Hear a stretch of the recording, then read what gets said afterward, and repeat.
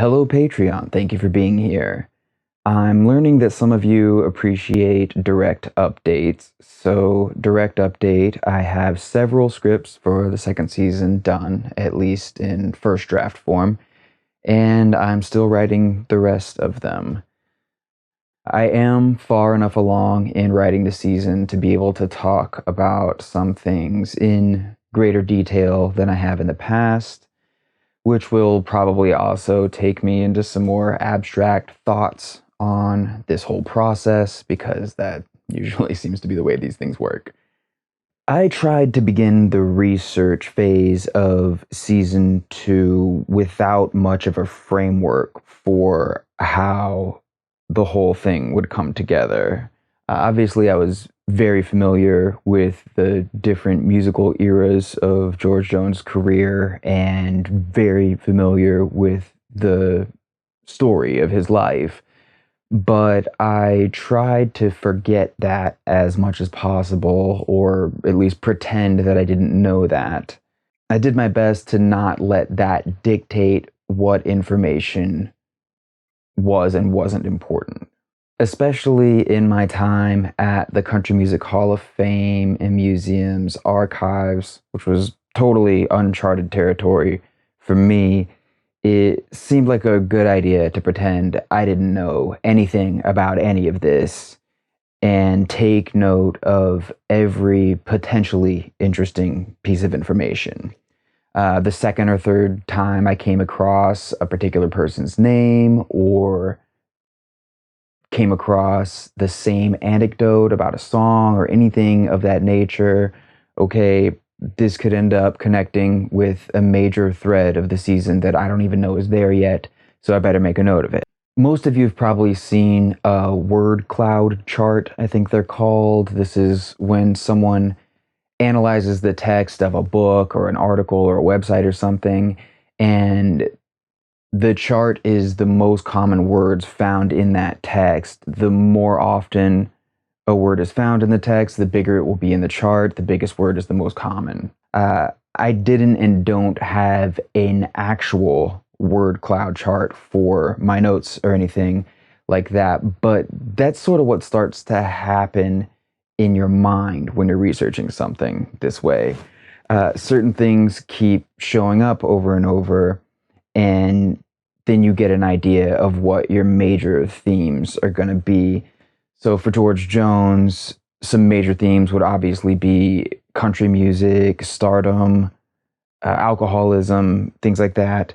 That idea cloud essentially builds itself while researching, and after wrapping research, the job becomes organizing this massive brain dump of notes into identifiable segments. The outline of the season comes from answering questions like, what's the best way to get all the big ideas from that word cloud into this story? In what order do these things need to be understood for them to be understood most clearly? It's almost like starting the research phase over, except this time you're researching your own notes, validating and compartmentalizing each piece of information as it does or doesn't prove to be useful. This time, you know what's relevant because you have that big word cloud from the first time you went through everything. And all of this is how I ended up with the big identifiable segments of the season. I guess we could call them chapters. I can't really call them episodes because some of those segments are way too big to fit into one episode. So yeah, chapters, I guess. And pretty soon after beginning the actual writing of the scripts, it became clear that some of those chapters should be broken up into even smaller chapters rather than doing multi-part episodes like chapter 3 part 1, chapter 3 part 2. This piece can be its own chapter over here. An example of something kind of like this from season 1 would be how the Ralph Mooney episode is partly a return to the Bakersfield Sound theme from the Buck Owens and Don Rich multi-part episodes, rather than the Ralph Mooney episode being the third part of a trilogy. It's just sort of a return to that theme while standing on its own. that isn't exactly the same as what I'm talking about here, because I knew there was going to be an episode on Mooney as soon as I started working on the first season. But it doesn't really matter how you get there, because once you know you have separate chapters that share a theme, like the Bakersfield Sound, then you have options for how to spread that theme across those chapters. If the non-shared themes of one chapter take up more space than the non-shared themes in another, then the shared theme should probably go in the one that has more space for it. Or maybe it just makes more sense for certain aspects of the shared theme to be explored along with the subject matter of one chapter over another. Now that I'm far enough into writing the second season to know a few things for sure, I can give an example of what I've been talking about. Everyone who's been here on Patreon for a while knows there's going to be an episode on the Nashville A-Team. Owen Bradley is a person who I knew was pretty important to that story, but I thought I'd just be able to sort of mention him in passing and have him come back later in what I have planned for season 4 of Cocaine and Rhinestones. And I got all the way to the writing phase. I got about 90% of the way done with writing what I thought was the A-Team episode script before I realized I'd just written a script about Owen Bradley. Every time I tried to talk about someone or something else, it just kept coming back to him. And as you'll eventually hear, that's because there's just no way to tell the story of the A-Team without telling a significant part of the Owen Bradley story. So now he's in season 2 because the parts of him that come together in telling a totally different story were too big. They were blocking the story that I was trying to tell. So I have to put all those parts together, make a different story, put that over here to stand next to the story I was trying to tell. And of course, it also happens the other way around. It's happened that a person is too big to fit into the season at all, which is fine because that just means I already have the research done for when that person's time does come on the show. That's also a good thing about this Owen Bradley and Nashville A-Team situation. Once I know, okay, I have to tell Owen Bradley's story a little bit separately, I can go back and take all the A-Team parts out of that Owen script, and I've got a head start on the A-Team script while I go back and flesh out Owen's script with the sort of context that would be there if he's standing on his own as a separate story rather than just performing a role as a minor character in a different story.